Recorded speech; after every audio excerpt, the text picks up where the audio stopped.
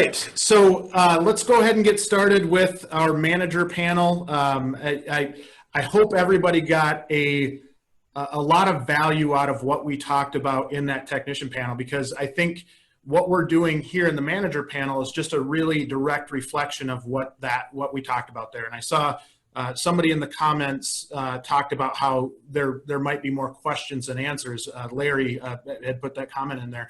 And that's the point, right? We want there to be a discussion about this. We want there to be some active talking about this. So that's the whole intent. We want a discussion, and that's what we're about to have right now. So want to welcome to this panel one that I consider just extremely lucky with the people that we were able to pull on this panel. It's a diverse panel in terms of background. We've got a representative from the independent side, Brian.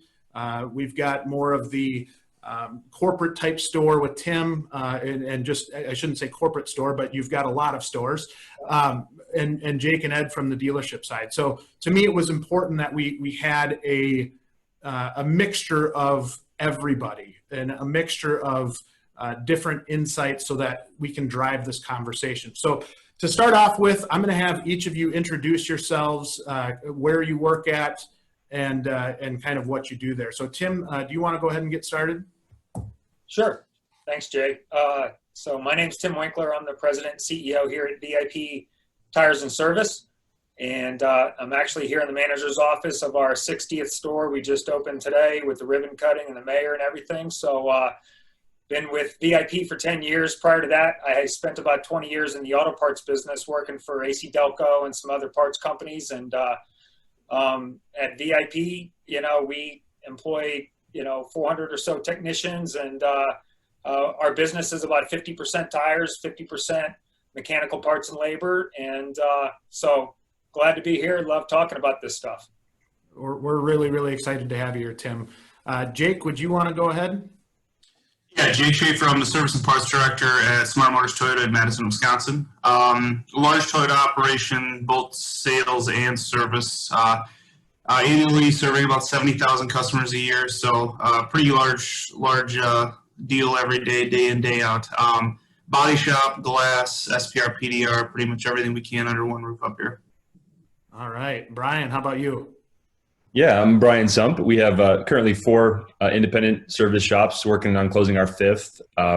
We specialize in general repair on 3 of the 4, and then German specialty on 1 of the 4.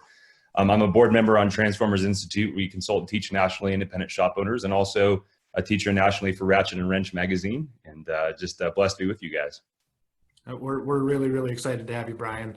Ed, my friend, I was just down in Florida seeing you a couple of weeks ago with the launch of your new Lincoln store. Tell us a little bit about yourself. Roberts, fixed operations director here at Bozard Ford Lincoln. Tim, I went through the grand opening last week, so congrats on your 60th store there. That's good stuff. We run a large Ford Lincoln service center here in sunny St. Augustine, Florida, and I am glad to be blessed with your guys' presence today. All right, so let's get started with just an initial reaction from the technician roundtable. Jake, any insight or any thought on just in general of the value of that, and really were we able to take anything out of that? I think a day is not enough time to unwrap all of this, but initially it was excellent. I think it's got a nice spread of technicians. There's definitely there's some technicians who have a good relationship with shop owners and operators and franchisees and things like that. They got a little bit of the bigger picture that see what's going on. And there seems to be some of them that don't, that itemizing those questions down to pay plans and expectations and things like that. And I think what we have, and I appreciate all the technicians that were on, certainly, because I think they do represent a mass majority of what is out there right now. That's good. Anybody else want to kind of add on top of what Jake said there in terms of what we learned during the roundtable, and it really kind of, we'll dive into more specific questions, but just in general, does it help to kind of hear that in that setting? I think it does, because it allows us to see their perspective, whether it's the truth or whether they still need to be a student for a little bit longer. It's their perspective, and that's what we need to build on, is from where their mindset is at, and taking them forward. Yeah, I agree there, Ed. And I didn't personally find it most of the content, most of the statements very surprising. And I think if a lot of this stuff is normal to hear. We've got a technician that's 45 or 55 or 60 years old. You hear some of those things, and when you're interviewing technicians, as we all agree, there's a shortage. These are just some of the things that I've heard through the years already. So it wasn't really that surprising, but I think they shared their hearts, and they had some pretty good ideas too. So it'd be fun to unpack.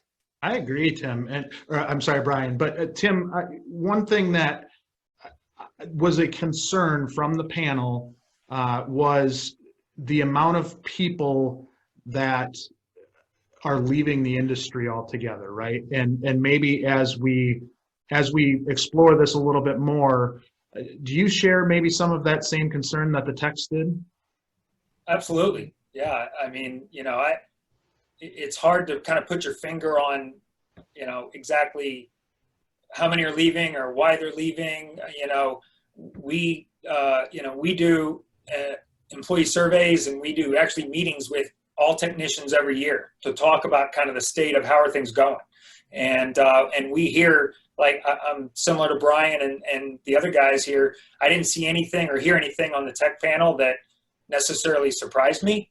I think we're all aware of kind of the issues that are out there. I think, from my perspective, there's no silver bullet, but I think the relationship between leadership and technicians is really where the key to that solution is. And the solution may not be the same across the board or in regions or channels, but ultimately it comes down to sitting down and listening and talking to each other and finding the solutions that work for everybody. So, that's what we try hard to do.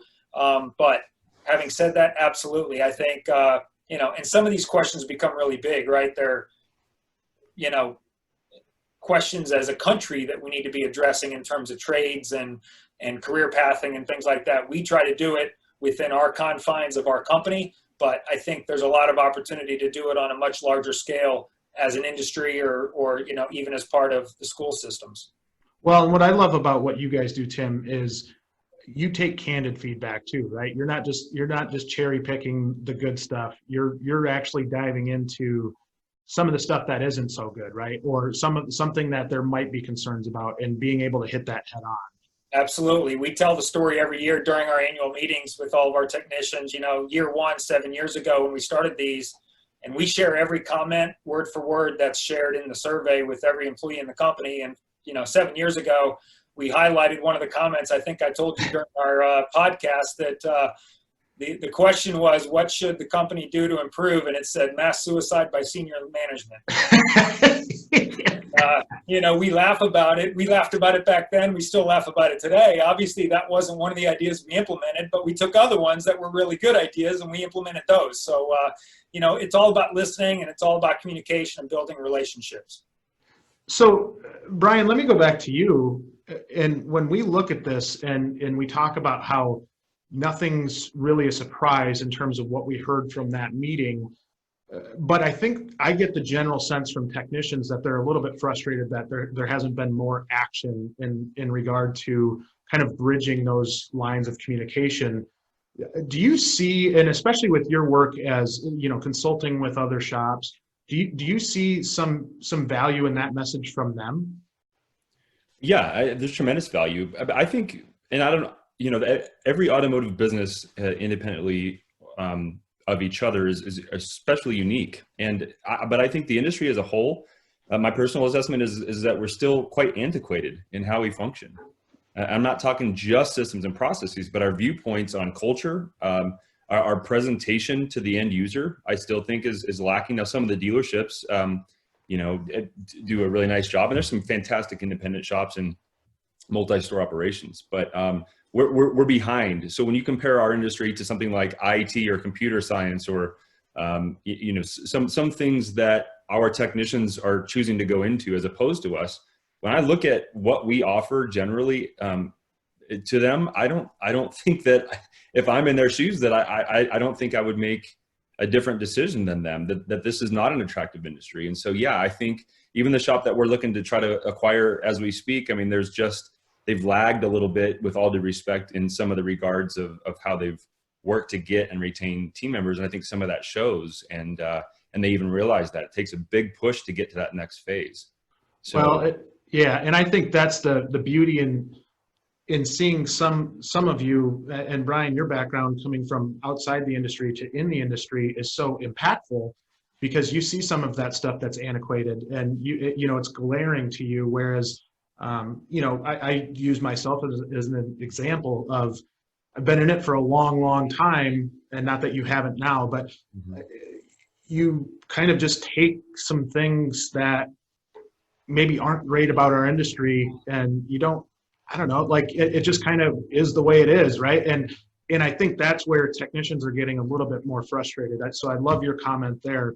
Ed, I'm going to go to you in terms of that kind of that question, right? And really talking about that, because what you've done for your culture down there, I was able to see it firsthand, is amazing. What you do in terms of career paths, and what you do in terms of really listening to the techs and making changes based on that. Are you, I guess, where does that come from? Where does that really want to understand where a tech is coming from? Where do you get that from? It's really a choice not to be status quo. Like Brian said, we're antiquated, and I tell people all the time, the car business is 30 years behind. And if you just catch up to be 25 years behind, you're ahead of everybody else.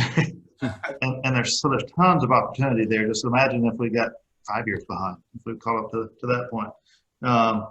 But from a technician standpoint, I don't think we value what they do for us on a day in and day out basis. Our mind is drawn to negativity, and we have to constantly push ourselves to look at the brighter side of things and find a silver lining in everything. Well, everything they do for us is negative. They never get a car that's operating properly or whatever else, because it came to them because there's something wrong with it. It's broken, and somebody's chasing the time on it. And what's taking you so long? What's going on with this? So everything they get is an uphill battle, and it's up to us to kind of highlight those things and build programs that allows them to climb a ladder, rather than just kind of be stuck in this deal where it feels monotonous, and every day I got another broken vehicle, and there's not necessarily, nobody's happy their car is broke, so they're not necessarily happy they had to pay to fix it. But for us, from an entry standpoint, we do buck the trend a bit on having a shortage of technicians, because we put together a program that trains our own people. And we've really taken that from what we've learned over the last 25 years of how people get in the industry. So we take somebody from high school or a technical college and start them off in quick lane. And that's really to give them a test drive of whether they fit our store, whether they can enhance our culture or help us cultivate our culture. And if they fit those elements and they aspire to grow further, then there's a technician development program that they can go to for a period of time. And that really depends on how fast they learn and what elements fits their skill set the best, on how long they're there. Then they graduate into the shop. So we have a career path that they're always looking for something forward on, something brighter. So it allows us to enhance our culture, because they're not just stuck in this thing where I'm going into this one spot and I'm working this 12 by 30 spot every single day, and everybody that comes to me is going to tell me, I can't get this part for you.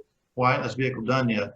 How come you haven't started on this vehicle? Everything they hear is not necessarily, isn't tied to any praise or any forward thinking. So we beat them down and expect them to have a positive attitude, and that's up to us to adjust that. I equate it to many times a tech is kind of like an offensive lineman in football. You don't hear their name until they screw up. And it's really true, right? Like that's too often they're kind of back there, they do their work, and then you take it for granted how smart these guys are at times. And it really is trying to acknowledge how intelligent these people are and how talented they are, because it's not an easy job. And the more we start to understand that and really convey that to them, I think the more we get rid of some of these barriers that we're talking about today. Jake, I think this might be more of a dealership specific question, but do you see more embrace from the front end of a dealership? And this can go to anybody that's on the panel from the front office to the back shop, right? Do you see more embrace and more openness to trying to get them elevated to grow, right? If you're a C-level tech, can we get you to a B-level tech? Do you see more of that seriousness, I guess, in a shop? Yeah, it kind of goes back to internal communication. Trying to have an effective dealership means everybody understands what's going on, right? There's transparency in what everybody does. There's cross-training, as some of the technicians had mentioned. It starts to build value in what like Ed was talking about, what a technician going through a career path is learning and what that means today and what it means tomorrow. In most places, there should be some equatable value that anybody from the front of the back end can find. Whether that's translated all the time is another thing, but you'll see it commonly from shop managers where we'll have a C tech and we'll be going through some training and development, and we'll pair them up with a master technician, and we'll get them in this run of training. And then in 2 months, we find out, well, the C-Tech is, proficiencies are around 60, 70%. He's not really getting it, or she's not getting it. Seldomly, and unfortunately, sometimes we don't ask ourselves what we missed. We don't ask ourselves, are we supporting our Master Tech in this training endeavor? Are we supporting them with hands-on training? Do they even have tools, right? Did they even come here with tools, right? So we miss some of these things, and some are more obvious than others, but it's important that everybody's on the same page and understand, starting with what the job description says. What do you expect of this technician? Do they know it? Do they know what they're supposed to be doing? So in most cases, I would say the front end, there is an appreciation for it. Unfortunately, sometimes that appreciation comes from a financial statement, but most of the time, at least in our region, in our area, it comes from walking around the shop and saying hi and recognizing what they're doing on a day-to-day basis. Yeah, that's great insight, Jake. And Tim, I want to ask you about this a little bit too, just because I know you're very innovative in terms of the training side and what you've done for your company and really everything that goes around that. So do you want to expand upon that? Whether it's the ASEs, paying for the ASEs, whether they pass them or not, that kind of stuff. I just think you put such a value on their education, and I think that's something that we can carry along to a bunch of other shops. Yeah, no, absolutely. I mean, we talk about it all the time that investing in our people is the most important thing we can do for our business. And we've obviously, on the customer side, we've got a lot of formal processes, but that stuff really kind of takes care of itself if your people are inspired and they enjoy the company they work for and the team that they're working with. And from a training and certification standpoint, it really all started, and I'll go back, Jay, to what I told you about with these employee surveys and the employee meetings every year. So for 7 years now, the biggest problem, we've made massive changes to the company, and most of those ideas have come straight from the employees in the stores that we meet with every year, whether it be bonus plans. The first year we did these meetings 7 years ago, we had technicians who had been with us many years, really great technicians, but they had no ASE certifications. And we were asking them, hey, I can remember one specific one way up northern Maine, hey, Mike, why don't you have any ASE certifications? And finally, with the chip on his shoulder, he says, well, what's in it for me? Mm-hmm. It's sort of like, from his perspective, it's like, I'm just going to put a patch on my shirt so you can promote me. What's in it for me, right? And that's what born our 7-step career pathing. So we now have a very formalized 7-step career path from entry-level technician up to master technician.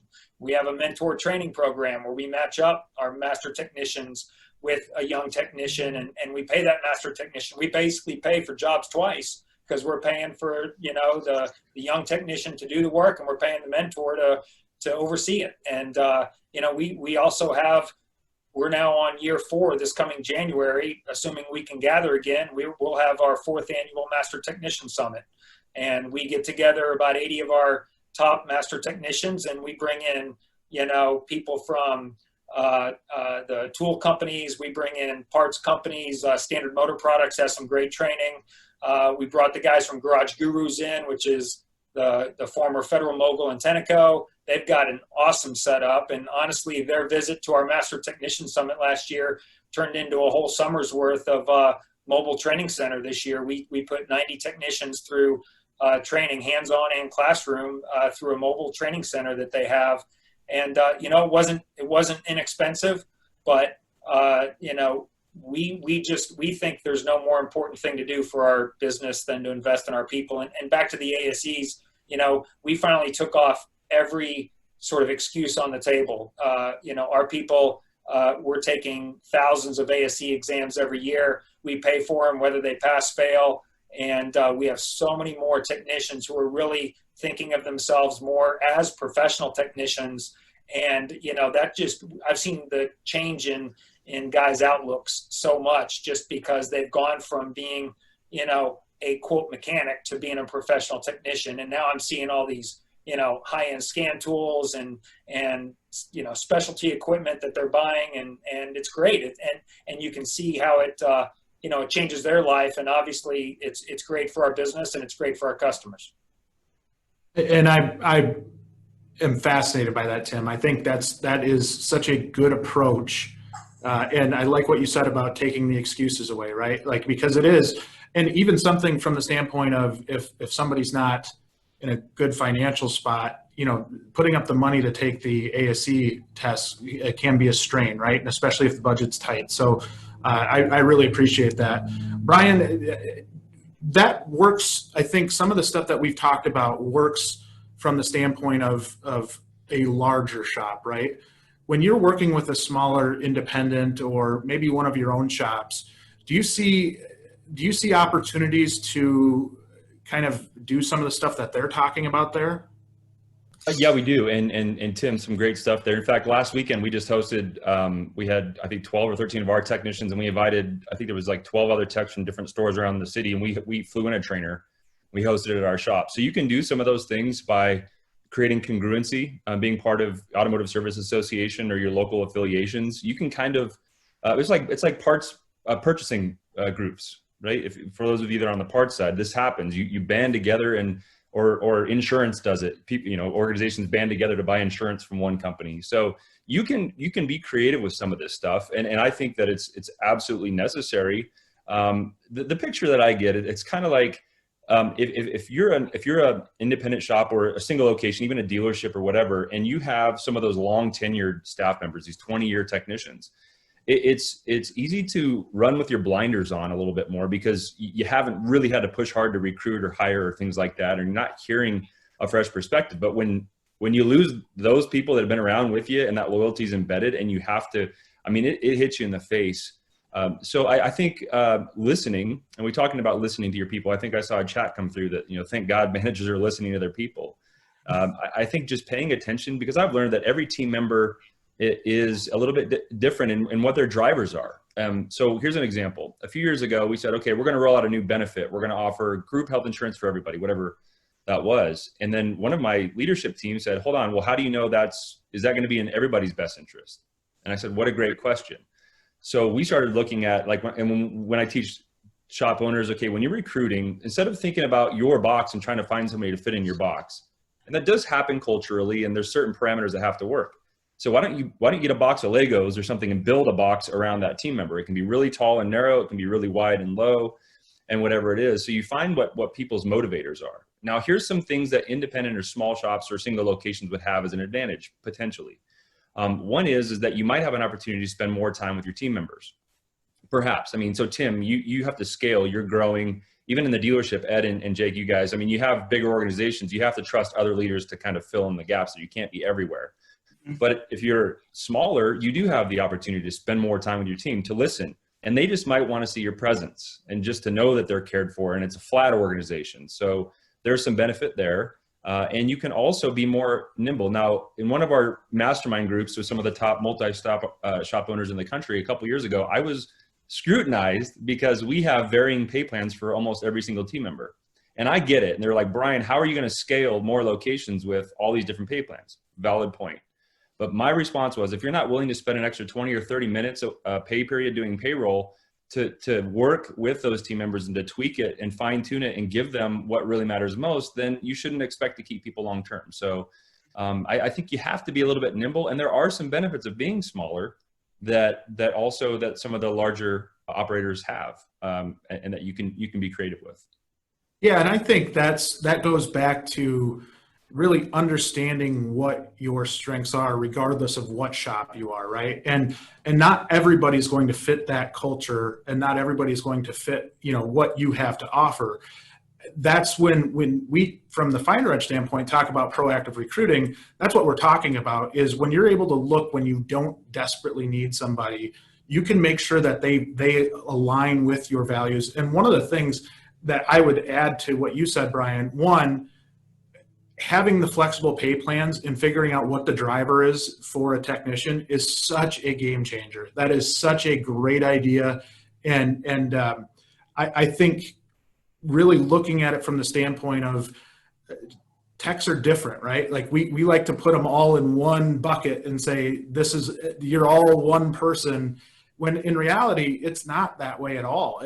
They have different drivers. Some people aren't driven by money, right? So what do you do to really help them out? Or, I think that is just such a key point that if somebody's going to take something home from this, that is one of the absolute key points that I would try to get home is hey, these are different people.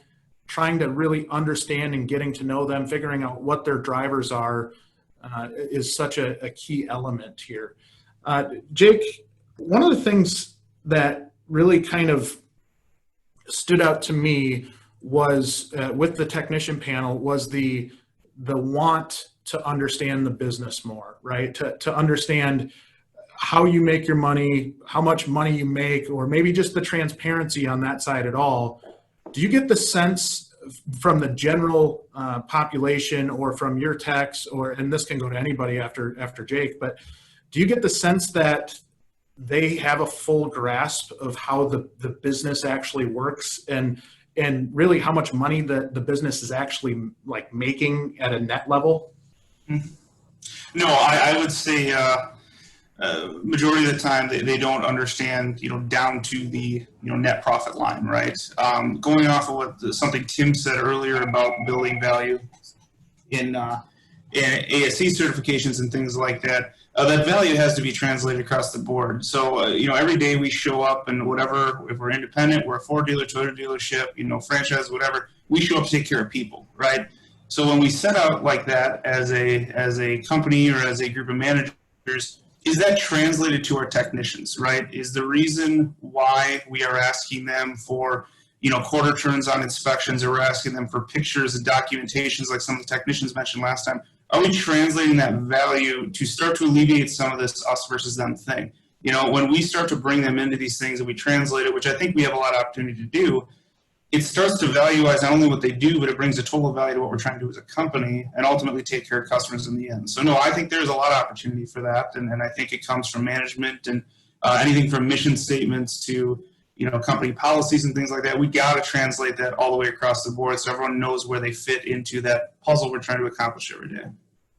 Ed, do you see, to add on to what Jake is saying, kind of that desire for maybe some of that financial education or the business education to understand? For me, I think helping them understand how a business makes money and truly what the bottom line looks like. And granted, you can't open the books to everybody, but giving them an idea of, the difference between our posted labor rate and what you're getting paid, and then kind of what goes in between there. Any ideas in terms of how we get that message across? There's a couple things to get it across, but one of the things is some techs get it because they've tried it on their own. A lot of techs have the desire to have their own shop, and they've stepped up there and tried it, and they realize that there's some other expense, and some still need to be a student. But what tends to happen is we don't communicate all those things to them, so that void of lack of communication is filled with negativity. And what they see is that repair was $1,800, and they only made 3 hours off of it. Well, whether that's $100 or whatever that is to them, they see $1,700 coming into the store, and they only got 100 of it. Well, they don't look at. You got to look at the whole picture. You got to pay for the valets, you got to pay for the advisors, you got to pay for the part acquisition, the paperwork, the protective covering that goes on the seats, the expense that comes along with it that you don't necessarily see from the surface.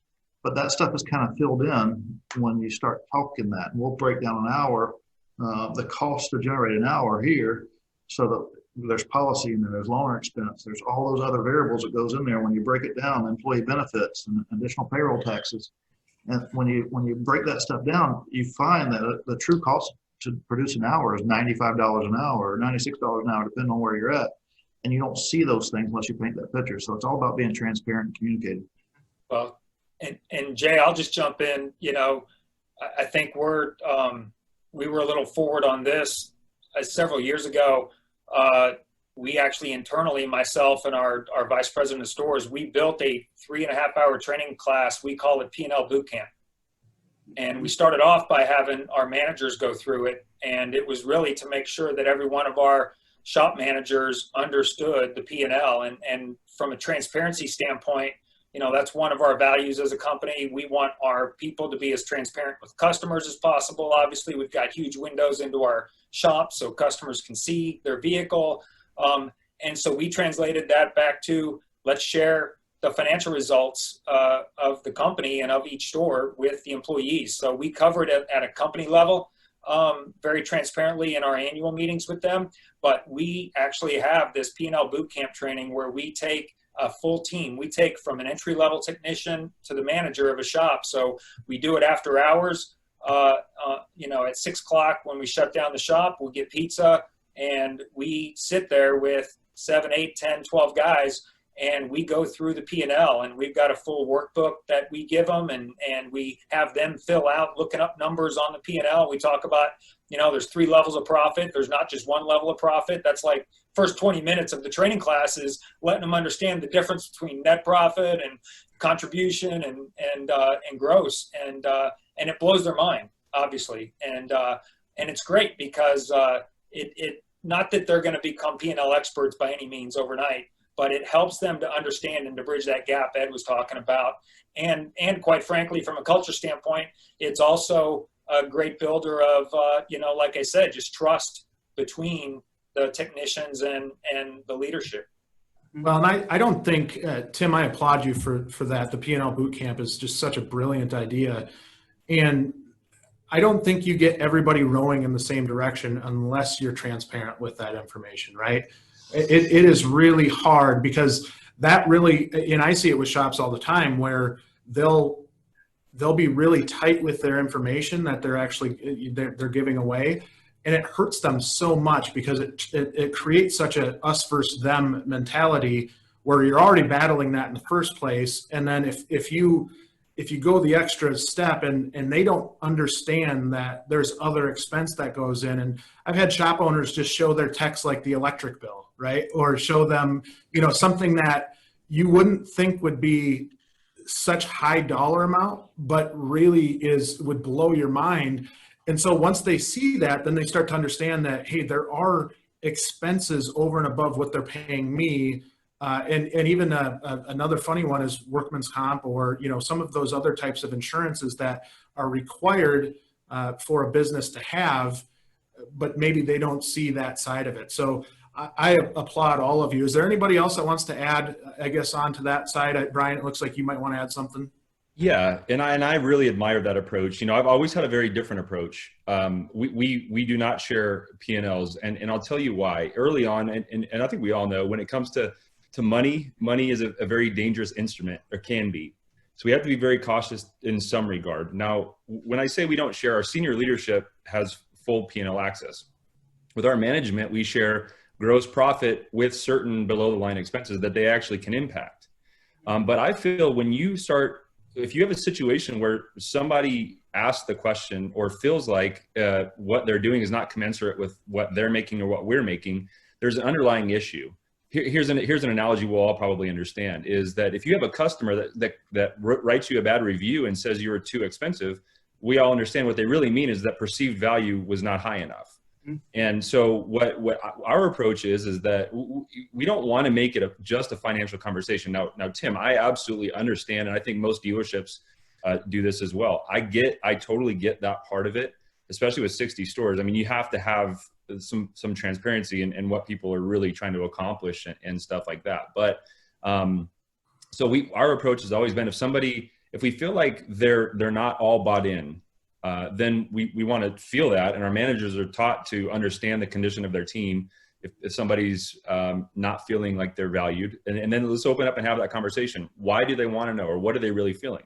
And if they do, we'll start sharing things like that. We'll say, okay, for every dollar of profit, 30% goes to the government, 30% goes to debt, and then the rest is left. And by the way, when we buy that lift or that computer system or that diagnostic tool, that comes out of the cash, and that's not an expense item.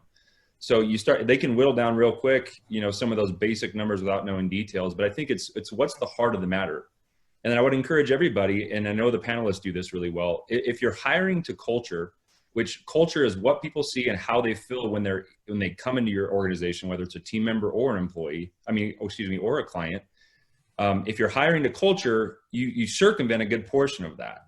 And so there's just a lot of myriad of viewpoints. And I love the power of a panel is to just present different viewpoints on it so that anybody can make a decision that's good for them.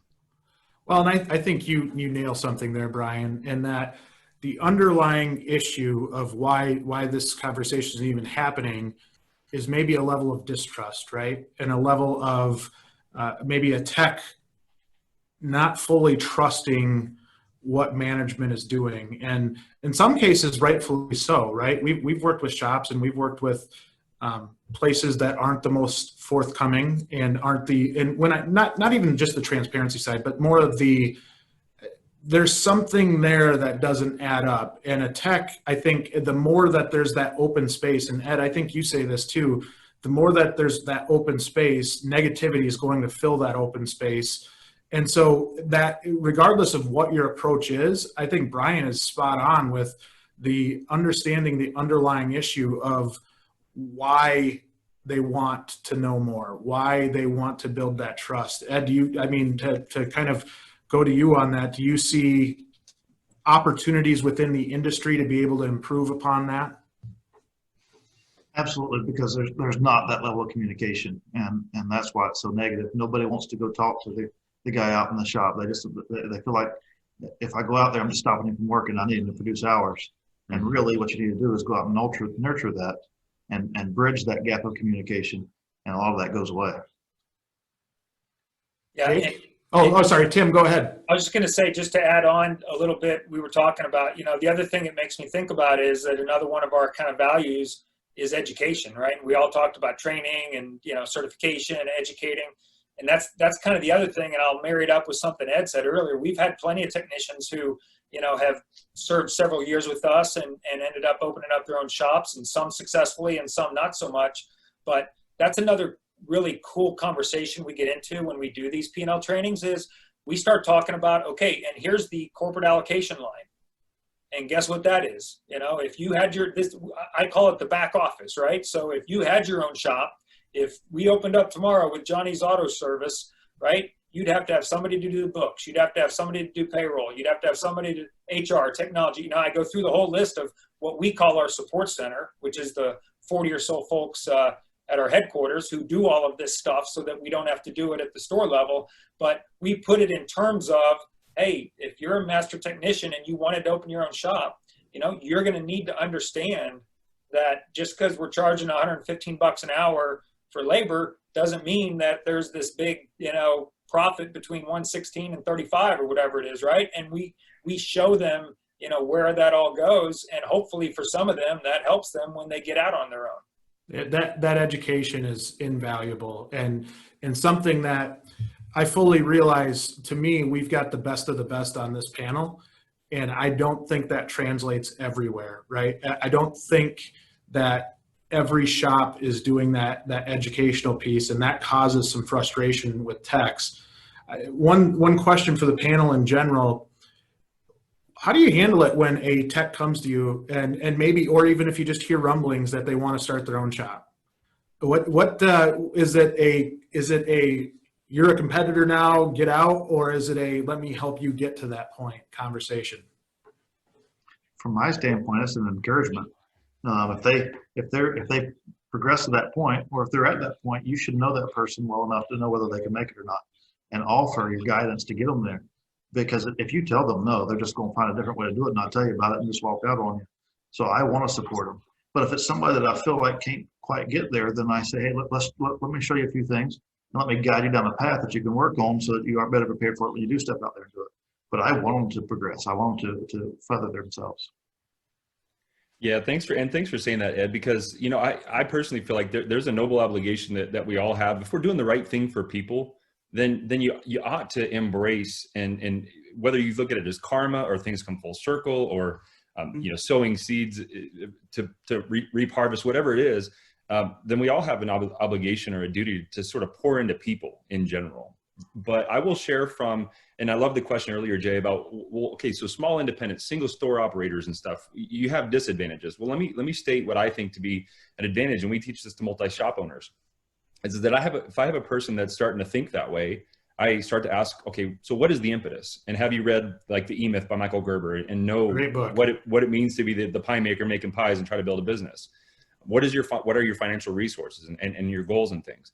But we believe in our one of the main impetus.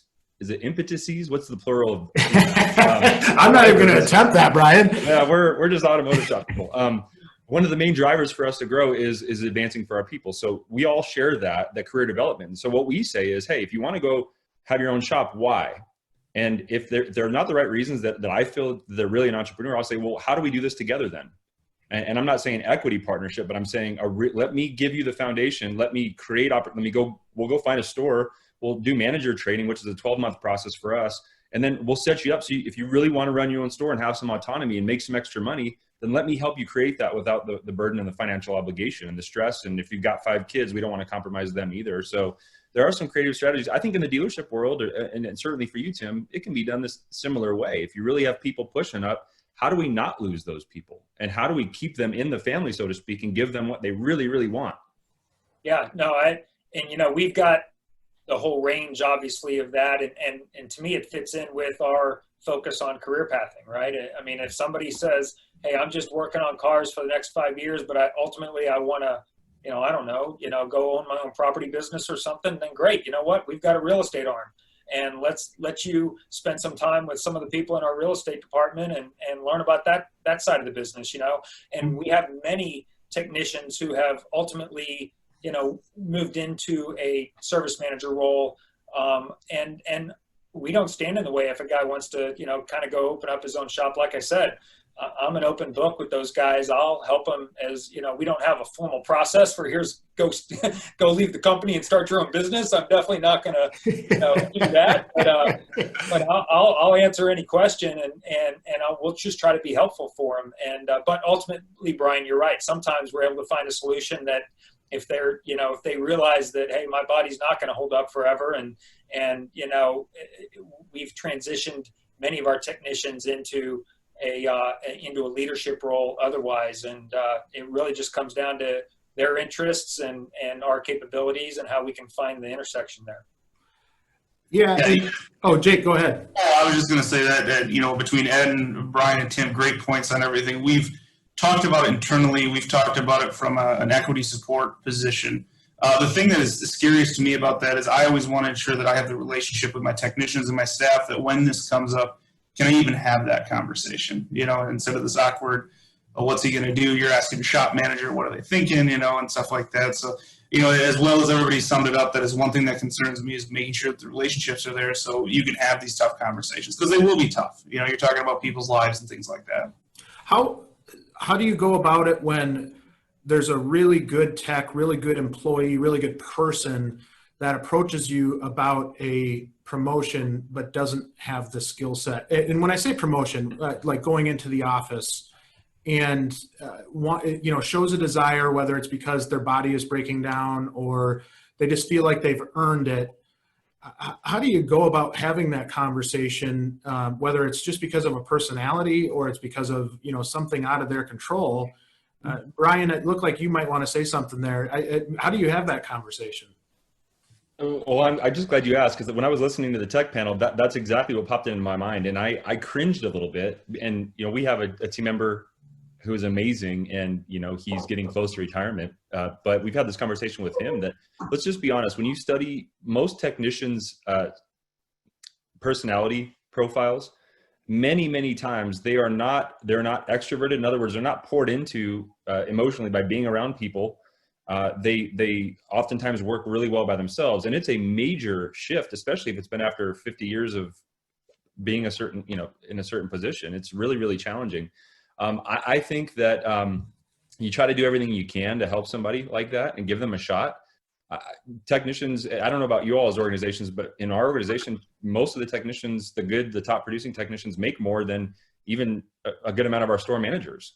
Yep. And so you have to have that conversation. That there's probably, here's what our entry level service advisors or middle level service advisors generally will make. And I think you have to start to see if they have a twinkle in their eye, if their passion's really there. Like our philosophy is the 3 H's when we hire somebody, which is hungry, happy, and humble. And so we can get into but the point is that if the desire is really there and there's really a passion to do that and they have the right positive attitude toward doing it, you can overcome. Our director of operations, Phil's been with me 13 years. He started at 24 years old as a technician. He's now our director of ops, and he has taken each challenge as a very introverted person, and he's learned how to master that. So a person can overcome those things, but I think you gotta peel off the layers of the onion and find out what's really in there. Do you just need a wage? Because maybe this culture isn't the right place, and let me teach you and introduce you to some shops that really could benefit from you. But if we're not right, we're not right. And I think we have to be fair to our organizations as well as our people. Well, and I think a lot of times that conversation happens too late, right? Where that the person has been thinking that for 5 years that they might be interested in doing something different, but they've never really pursued it or had that conversation or even felt comfortable. I had techs when I was managing shops that you would say, hey, you know what? How is everything going? And, you're trying to dive into that more. And they felt uncomfortable being candid with you, right? They didn't feel comfortable saying, and I take fault in that from a management standpoint of not laying out the carpet enough for them to be comfortable enough to have that conversation. But from what I've seen in that, one, I'm not alone in that regard, but then two, that conversation happens when they want it to happen, right? And so when they come to the table and they say, you know what, I'd really like to be a service manager someday. What they really mean is I'd like to be a service manager tomorrow.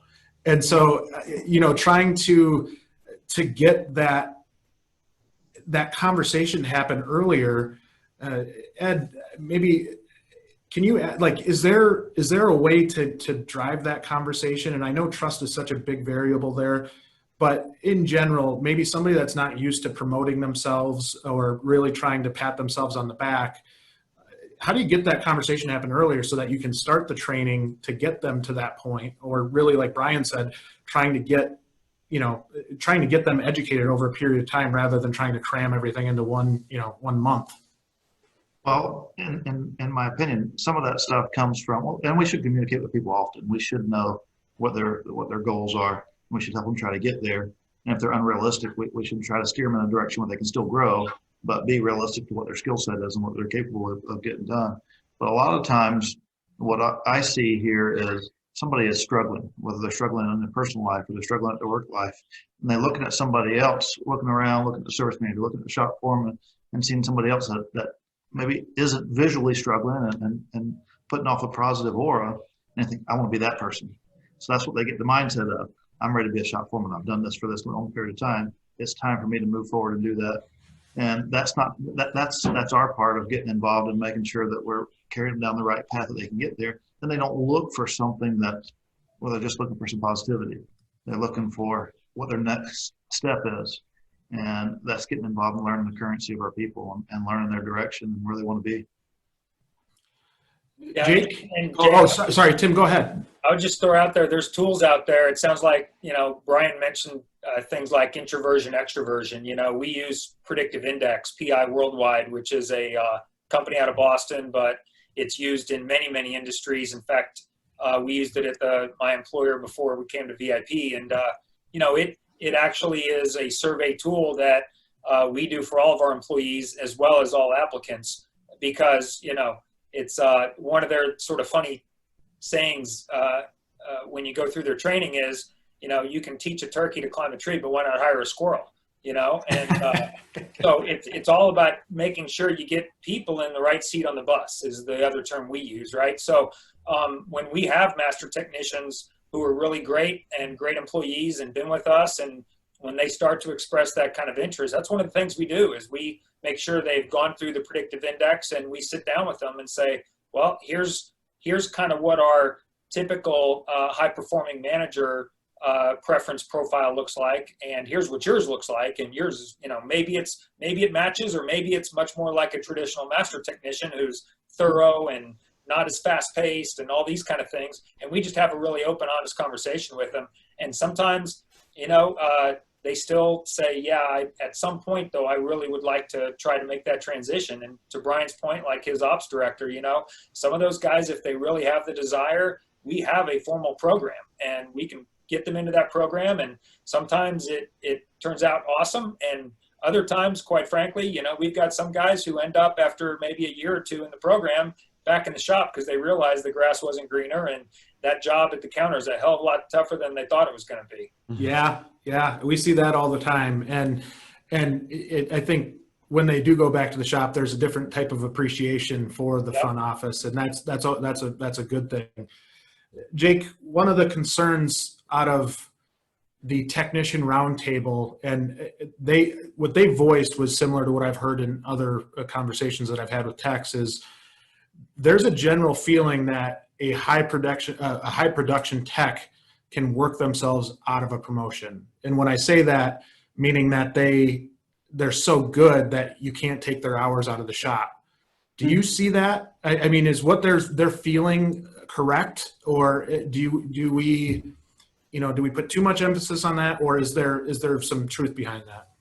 Well, curtailing, Brian, Tim, and Ed, I love what they had to say about being honest with technicians. I think a lot of failure rate comes from someone saying, oh, you've been here a long term, you can probably do this, right? And I don't think that's the safest approach. But to that point, when you talk about losing tech efficiency, one of the greatest compliments you can make to your technician, your business, is if you can find someone and they can teach 3 other people what they do, right? So if they're looking to progress within the shop and things like that, as a shop leader, as a manager, you try to harness their ability to educate and teach and train. And if you have a good career path, if you have master techs training entry levels and stuff, those things will come to the surface. You'll see that, and you'll have a little bit of better understanding if that person can progress into that role.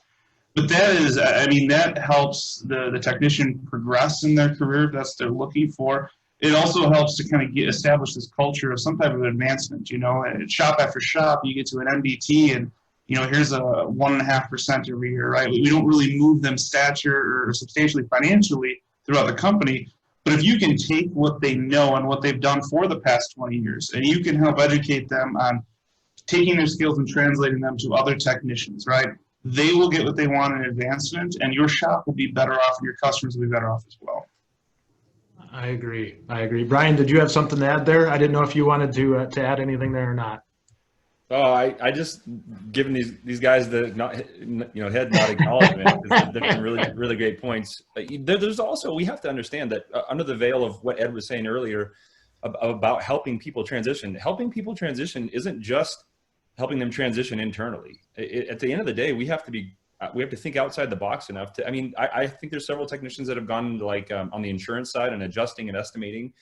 There's people that can go into parts positions. So there's a lot of different opportunities that somebody can do. A lot of our technicians have never been, they're just running in their lanes in automotive for so long that they don't know these things are out there. And so there's just great points. There's this concept of promoting somebody to their highest level of incompetency. If you've ever heard that. Yes. In other words, your best salesperson doesn't always make the best manager. So the best technician doesn't always transition to X, Y, or Z. It might be H or J or whatever alphabet letter, but dispositions, skill sets, personality, desires, what's going to bring them a level of fulfillment. I would teach any entrepreneur that. What if you could go pick anything that you would want to do and make money doing it, what would it be? Start to dream and be a little bit creative with some of this stuff, and maybe there's a completely just outside position for somebody and you're doing what's in their best interest at the end of the day, and everybody wins. So yeah, I'm just acknowledging everybody's points. I think it's certainly valid, and we wouldn't want to hurt or upset anybody that's given us a lot of loyalty, but if there's just not a good congruent fit, then let's deflect that in a positive way that they don't even know we're doing it. and let's show them the path to success for them. And the faster you can have that candid conversation, as cliche as it sounds, the faster you can have that conversation, the less headache you're going to have down the road. And guys, unfortunately, we're already bumping up on our time. I feel like we're just scratching the surface here, and I probably could have kept all of you on for another 4 hours, but I don't want to take away from your days. But we do have a few questions here that we want to talk about. So Jenna Viles says, would love to hear from the managers on how they balance new hires in terms of experience level and entry level. How do they go about the balance of that and keeping their current techs profitable when training?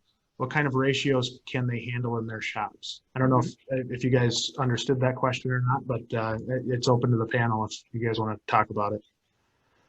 Yeah, I guess I'll just jump in. Sound like there were several questions actually embedded in there.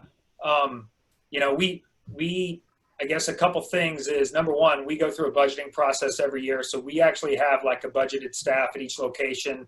That, you know, we don't necessarily define it down to someone has to be absolutely entry level, but we have, you know, what we call installation technicians or tire and lube, general service, whatever you want to call it. And then we have our, you know, ASE certified flat rate program and several levels within that program, as well as the different positions to find on the counter. So, but having said that, from a technician perspective and you know, what we call kind of horsepower in the shop, you know, we've found that it's rare that if there's a really quality certified technician, we can almost add them to any shop that we have, and it benefits the business. It benefits the team, and it benefits our customers. There's a lot of demand out there. And so from that standpoint, you know, we definitely are recruiting, I wouldn't say every position at every store every day. That would be an over exaggeration. But obviously, Jay, we, you know, are partners with you guys, and we love just, you know, bringing in great talent into the company. And that may be a kid who just has a great work ethic and wants to learn the business, and we'll say, let's bring them on and let's get them into the process. And if they're a great culture fit, then we know they're going to find their way. We even have a position in the company that we call technician advisor. It's a TA, we refer to it as, and that person theoretically does half their time in the shop, half their time on the counter. And, you know, so that's a transition position that we use for training one way or the other. Or it could be, you know, it kind of serves sometimes as just allowing an employee to kind of find their sweet spot and where they fit best. So from that standpoint, you know, we have a budget, but we don't hold ourselves just, you know, in stone to that. We're pretty flexible. And like I said, we think if with the right work ethic and the culture fit, somebody who has a real interest in the business, we're going to find a way for them to be successful. And if they're successful, they'll help our company be successful. I love that. And we're bumping up on time here, guys. So I know there's some other questions. I think, Sarah, we'll try to figure out how we can get these questions in front of the managers and have them answer them. But I wanted to say thank you from the bottom of my heart to you guys. What you guys did today, I think, is just the start of a more broad conversation, and the one that I hope we can continue to have. But having industry leaders such as yourselves on this panel means a lot. And I think I really hope that those that are listening take the ideas that we talk about here and put them into action. And we'll try to connect these questions to the managers. But you know, I thank you so much for everything that you guys are doing. It's a pleasure to be able to work with you guys. Yep. Jay. Thank you very much. Back at you, Jay. Great job, guys. Thanks, Yes, thanks for putting us together.